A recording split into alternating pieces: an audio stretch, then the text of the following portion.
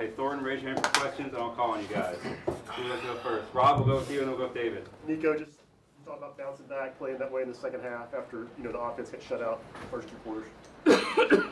Yeah, man, we had a great message in the locker room, and yeah, man, we glad the way our guys came out and played second half. We need to come out and start fast in the first half. Can't get shut out like that anymore. Nico, from your perspective, what was going wrong in that first half, and then what is it like to win a game when it is tough, just like in the first half? Yeah, I missed a shot to Squirrel on the touchdown. I missed him, and I think that if I hit that, it gets our offense flowing, and we're feeling a whole different type of way. So I got to be better on that. But yeah, man, I'm proud of the way we bounced back in the second half. All right, Eric, and then Ben. Chris, could you walk us through the touchdown reception there in the fourth that kind of put you guys ahead for there? We had a play call that moved me in the slot. I went to the slot. They kind of liked that matchup with the safety. They were playing man. I ran my route, caught the ball. What did you think about the ball? Great ball. Ben? Similar question for Dante and Nico. Just a big game down the sideline. I think 55 yards or so. Just Dante, your perspective on that play, and Nico, yours. That's one of the plays I feel like this whole week we've been working on heavy, and like looking at the film, we talked about this is one of the plays that we felt we were going to hit. And even though like the look wasn't exact from what we've been practicing all week, Nico has a lot of confidence in all his receivers, so it was one of the moments where we felt like we needed to make a play, and he took the shot, and that's what happened. Sounds like you put Michael a little closer.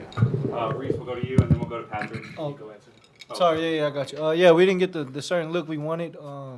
As I rolled out, I seen I still had a one-on-one matchup with Tay, and I trusted him to go make that play. Reese? Chris, what gave you the confidence that you're going to grab that after a couple drops? And Nico, what gave you the confidence to throw it up there and have Chris catch it right here? My bad. Chris catch that. Next play mentality. Stuff happens in the game. You got to move on with it. Yeah, man. Shoot, I'm trusting my guys every time. It doesn't matter if they had a drop or not. I still got the most upfront confidence for our guys to go out there and get it done. Patrick? I'm sorry. And yeah, man. I trust my guy to go out there and make that play. Patrick? Nico, on the play you went out on in the first half, what was hurting, and did it bother you the rest of the game, or how did you kind of come back from that? Yeah, I was good, man. I think I needed it. Woke me up a little bit for sure. John?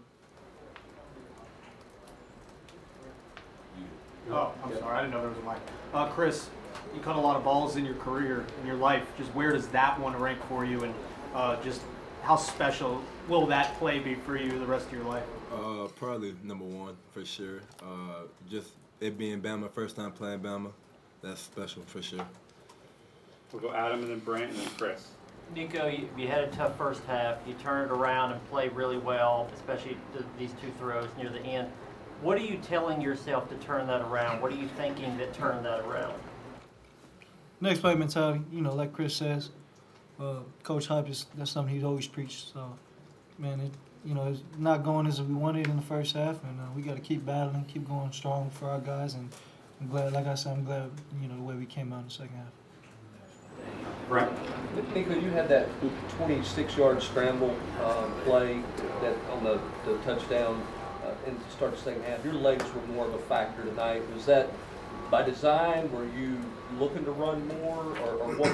And how big was it to get your legs involved? Sure, it was big, man. I was kind of just letting the game come to me. Wasn't trying to force, running the ball. But if I did get that look to where, I got pressure and I had to step up, I had to go make a play. So. Chris? Nico, what's it say about this team?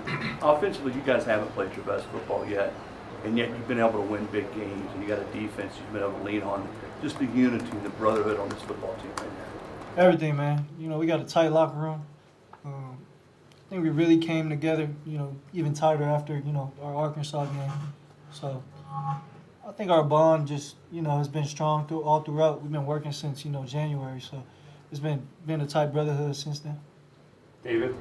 Nico, follow up on the running. I mean, you average about 5 yards a carry. Do you think runs, incorporating more quarterback runs the back half of the season, would you like that? Do you feel like you're getting more comfortable with those? Yeah, man, I love running the ball. Whatever Coach Hype calls, though, I'm going to run it, so for sure. Paige, in the back. This could be either for any 3 of you, but starting with Nico, you're obviously still in full uniform, so were the celebrations in the locker room a good time? It was a great time. Yeah, I couldn't get to my locker and change my stuff off, but yeah, it was a great time in that locker room for sure. We'll go Eric and then Ben. For either one of you guys, Josh Hobble called it an elite performance defensively tonight. How would you guys agree with that? What would you guys think about the defense and the way they play? Elite. Very elite. Yeah, man, those guys are our backbone, and we're gonna continue to lean on them. We got to put up a better performance, and not have them on their heels the whole game for sure. So. Nico, another week of talking about Dylan's performance, especially in the second half. Just what you see from him, and Dante, I see you shaking your head. If you want to share your thoughts as well. Yeah, man, D-Samp a dog, man. Continue to be a dog, and yeah, man. Whenever I hand the ball off, I feel like it's gonna go score. So it's good to have that confidence in a guy like that for sure. Sorry, go ahead. I'll just say, I feel like D-Samp is one of the best running backs in the nation. And, like, knowing that I have D-Samp in the back running the ball, every time I'm out there and it's a run play, it make me want to play even harder for him because I know that if we ain't got things going, D-Samp will get the ball in his hands and make something happen. So I just go out there and play hard for him. Nico, Florida and Alabama are big rivalry games. Is the significance of being the Tennessee quarterback who gets wins against those teams, is that lost on you at all? Do you understand like the significance of beating those teams? Kind of, yeah. Shoot. Yeah, man. I know it's a big game for our fans, a big game for our community, and yeah, man. I'm super glad we went out there and got it done for sure. We'll do a couple more. Chris? For all three of you guys, any of the one hand, it's been a lot in this community. It's been a long time since Tennessee's been able to enjoy wins over Florida and Alabama. You guys are a part of that. Does it resonate with you three just what these types of wins meant to the community, university, football program? I'd say, like, the thing that resonates with me the most is when all the VFLs come back and it might be halftime. Like, halftime this day, I was talking to Dante Starworth about the game.